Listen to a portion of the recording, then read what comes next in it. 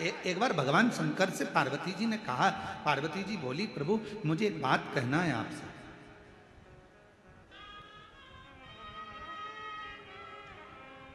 ये जितने संसार के लोग हैं क्या सब आपके भक्त हैं? शिव जी ने कहा नहीं, पूरे तो नहीं कह सकता, प्रैक्टिकल करके दिखाओ। शंकर भगवान ने एक काम करा, पार्वती से कहा तुम रानी बनो, मैं राजा बनता हूं। एक नगर बसाया, नगर में सबका निवास हो गया। शिव जी ने राजा बनकर आज नगर में डोंडी पिटवा दी। पूरे नगरवासियों को सूचना दी जाती है, राजा के महल में आना, 1 घंटा रुकना, जो राजा का सही से दर्शन कर लेगा उसको राजा 1 करोड़ सोने की मुद्रा दे देगा, अपना वैभव दे देगा। शिव जी ने सूचना करवाई, नगर में सूचना हो गई, सारे नगर में डोंडी पिट गई। आज राजा का जो दर्शन करेगा सुबह 7 बजे से लेकर शाम को 7 बजे तक राजा के दर्शन के लिए द्वार खुला है।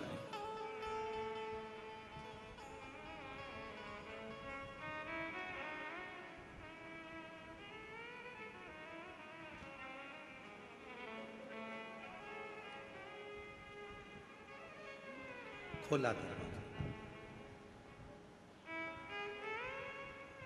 टिकट दिया गया, चलो अंदर सब। राजा ने एक बगीचा तैयार करा, उसमें बहुत सारा वैभव लगा दिया, मिठाइयां बन रही हैं, वस्त्र तैयार हो रहे हैं, गाड़ियां रखी है, धन रखा है, पैसा रखा है, अंबारियां रखी है। सबको कहा लाइन से भेजते जाओ, लाइन लगा दी गई।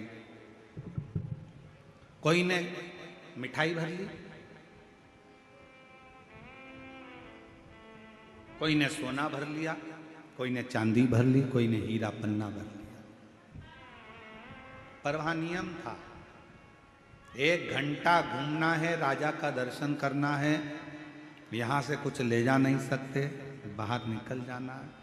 सबने भरा तो बहुत था, पर आखिरी में निकले तो कुछ हाथ नहीं लगा। किसी ने पूछा तुमने राजा का दर्शन करा? अरे इतना सामान था, ढेरों ठाट था, खाने का रसगुल्ला, इमरती, भजिया, पकौड़ी, गुलाब जामुन सब था। तुम भी देखो, किसी के यहाँ शादी में जाओ, बहुत सेठ के घर की शादी, रसगुल्ला, इमरती, भजिया, पकौड़ा, जलेबी सब रखा। किसी ने पूछा क्यों, क्या क्या खाया था?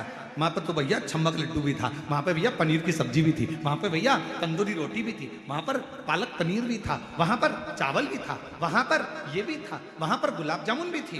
क्यों भैया, आते आते तुमने वो लड़की देखी क्या कैसी थी उनके लड़के के लिए जो स्टेज पे बैठी? हम तो स्टेज पे तो गए ही। अच्छा बोलो तो सही है कि गलत है?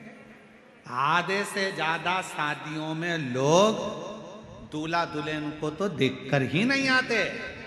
खाया छोटी अल्लू और तुरंत।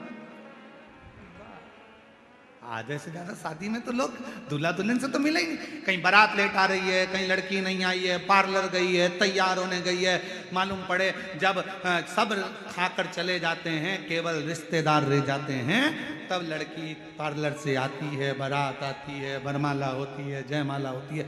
इतनी देर में लोग वरमाला भी नहीं देखते, खाने में लगे रहते हैं, खाया पिया और चल दिया। शंकर भगवान कह रहे हैं भाई वही प्रीति है। सबको कहा जिसको जो अच्छा लगे आओ, जो राजा का दर्शन कर लेगा उसको स्वर्ण मुद्राएं मिल जाएगी। कोई दर्शन नहीं कर पाया। 6:30 बज गई, 7 बजने में आधा घंटा बचा था। एक बुजुर्ग सा व्यक्ति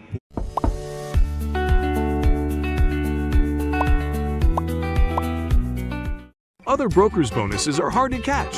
With Okta, a 50% deposit bonus is within reach. राजन पैसा देखने में आधा घंटा बचा था। एक बुजुर्ग सा व्यक्ति बूढ़ा सा आया।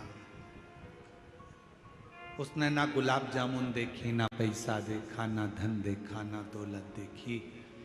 आवाज लगाता रहा, राजन राजा राजन राजन राजन। राजा को लगा शंकर भगवान ने पार्वती से कहा अगर मैं इसके सामने आ गया तो सब कुछ देना पड़ेगा, ये कितना भी चिल्लाए मैं सामने नहीं आऊंगा। चिल्लाता रहा, महाराज महाराज महाराज। आते शिव को छुपना पड़ रहा था। पार्वती जी कहती अब तुमने वचन दिया था कि मांगेगा तो देना पड़ेगा, तो अब आओ सामने। तब जब बहुत आवाज लगा ली उसने, बहुत आवाज लगा ली, तब आखिरी में मेरा काल अधिपति राजा महाराजा महाकाल राजा सामने आकर खड़ा हो गया।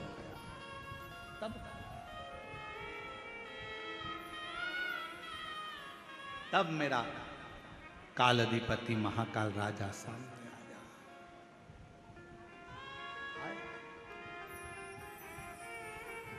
राजा ने कहा आपने हमारा दर्शन कर लिया,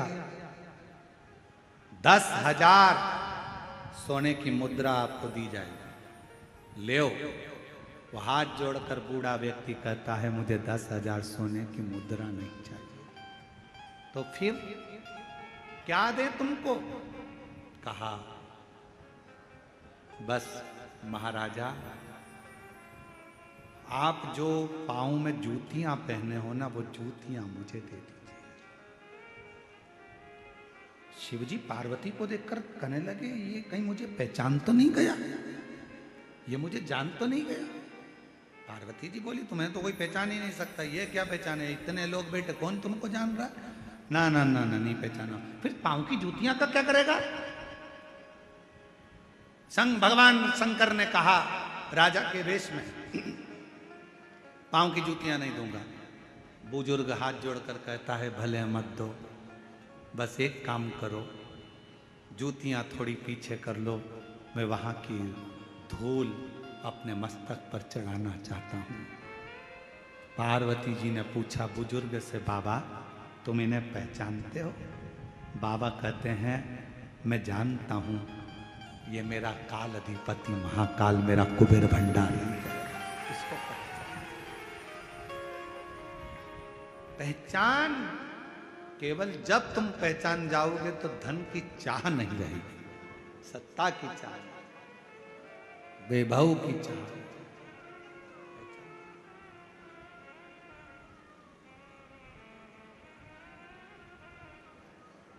पहचान